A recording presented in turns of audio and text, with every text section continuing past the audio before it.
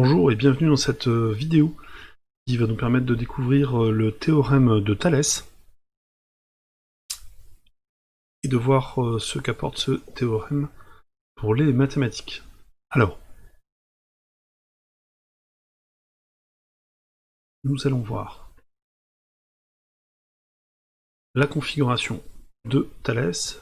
Pour pouvoir découvrir le théorème de Thalès, il va nous falloir un triangle ABC, donc on voit ici en rouge,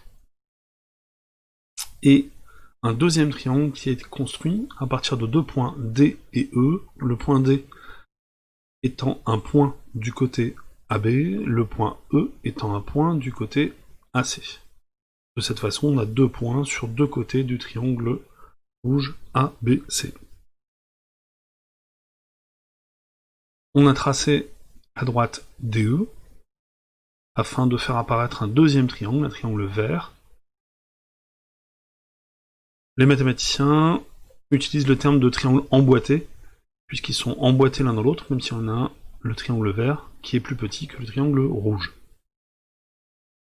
Dans GeoGebra, nous avons activé le tableur afin de faire apparaître les côtés du triangle ADE. Donc ici nous avons AD qui mesure 3,72, AE 2,25, DE 3,43.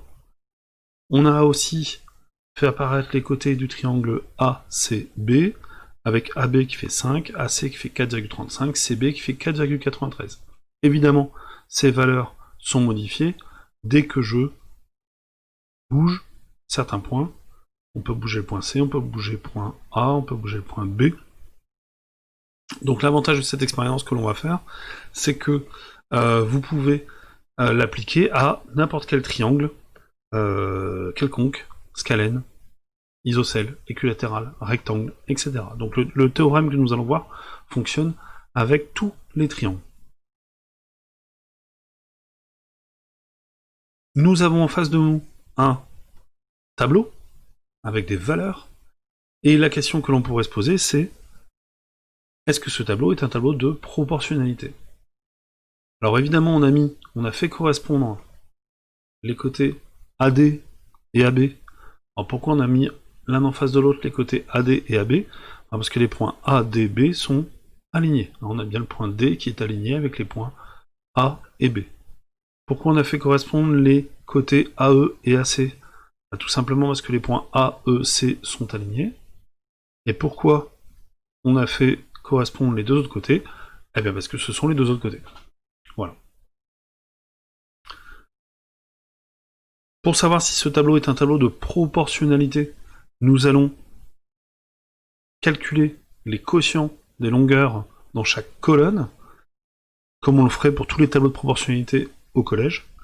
Donc on va pouvoir calculer le quotient de B3 divisé par B5 ici, pour trouver un quotient qui est de 0,75. On va calculer C3 divisé par C5 ici, on trouve un quotient de 0,42, et D3 divisé par D5 pour trouver un quotient de 0,6.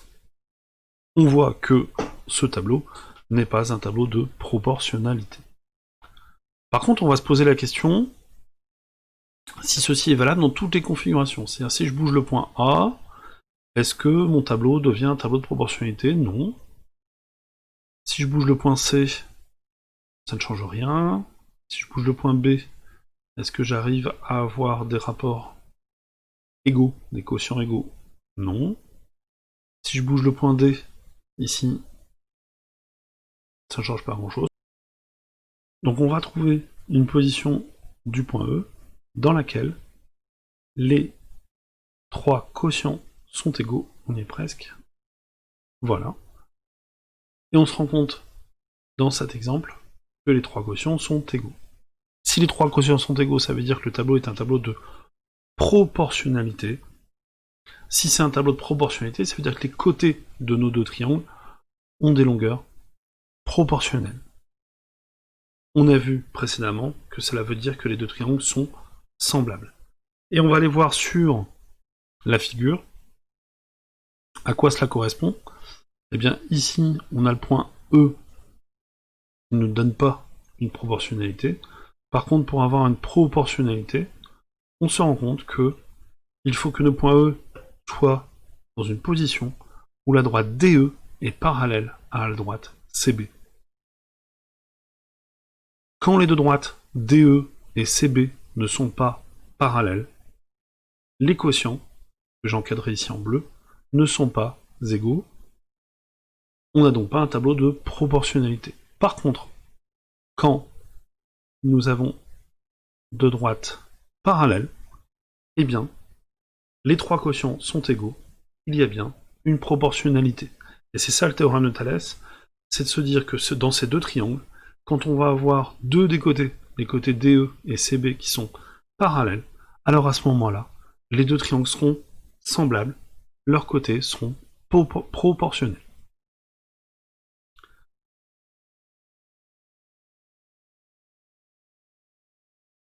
Thalès est allé un petit peu plus loin, ça c'est ce qu'on appelle la configuration emboîtée, avec deux triangles emboîtés les uns dans les autres. Thalès est allé un petit peu plus loin, puisque l'on peut s'amuser à sortir le point E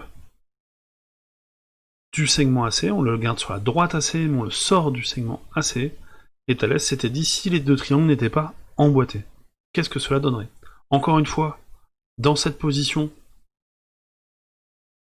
il n'y a pas de proportionnalité, hein, si on regarde de nouveau nos quotients sur le tableau. Les quotients ne sont pas égaux, donc on n'a pas de proportionnalité. Par contre, à partir du moment où les deux droites DE et CB sont parallèles, et ici on a bien deux droites parallèles, j'espère que tout le monde les voit bien ici en zoom en arrière, les deux droites DE et CB sont parallèles, on a de nouveau des quotients égaux, et donc un tableau de proportionnalité. Encore une fois, les deux triangles vont être des triangles dits semblables, puisque leurs côtés seront proportionnels. Alors,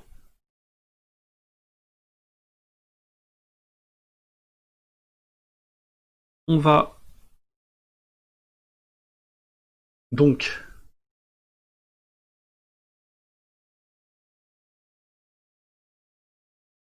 résumer ça dans le cours, donc sur le cours de théorème de Thalès. Et donc, le théorème de Thalès dit si deux droites sont parallèles, et coupées par deux droites séquentes, alors ces droites forment des triangles semblables. Il y a beaucoup de rédactions différentes du théorème de Thalès, mais l'idée générale est là, pour le collège, déjà. On est déjà sur une rédaction qui paraît déjà assez stricte. Donc il faut bien avoir deux droites parallèles, deux droites séquentes, qui coupent évidemment ces droites parallèles, et ça nous forme des triangles semblables. On a les deux configurations. Première configuration ici, on appelle ça la configuration emboîtée.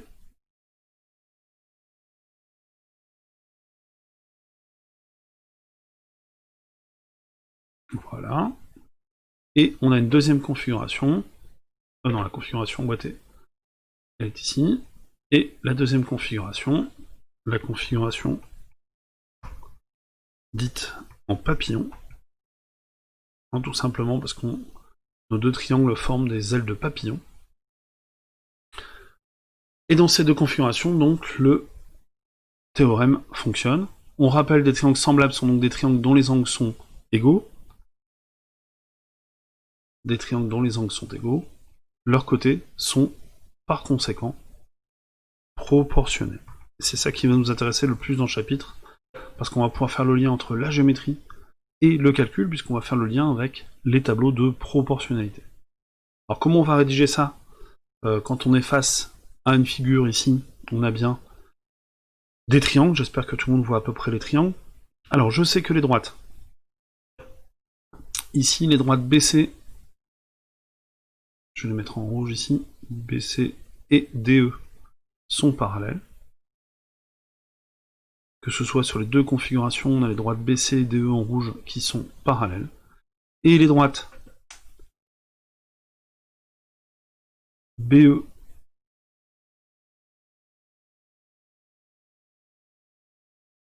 et CD sont séquentes en A.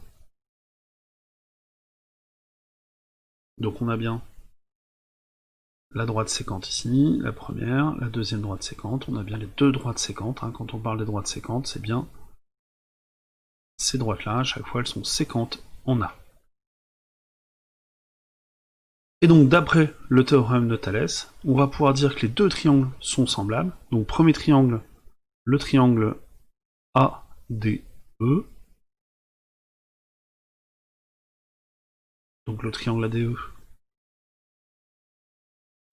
ça peut correspondre à celui-ci, correspondre à celui-ci, le vert. Voilà, ça c'est le triangle ADE. Et puis le triangle ABC, le deuxième triangle. Donc en configuration emboîtée,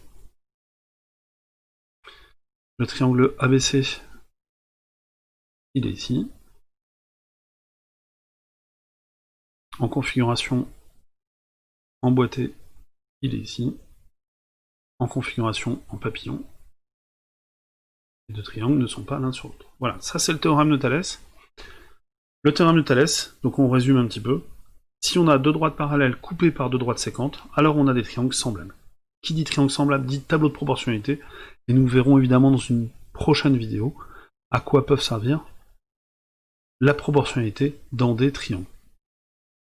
Voilà, merci pour cette vidéo qui explique un petit peu le théorème de Thalès. Et il y aura une prochaine vidéo pour évidemment utiliser ce théorème de Thalès.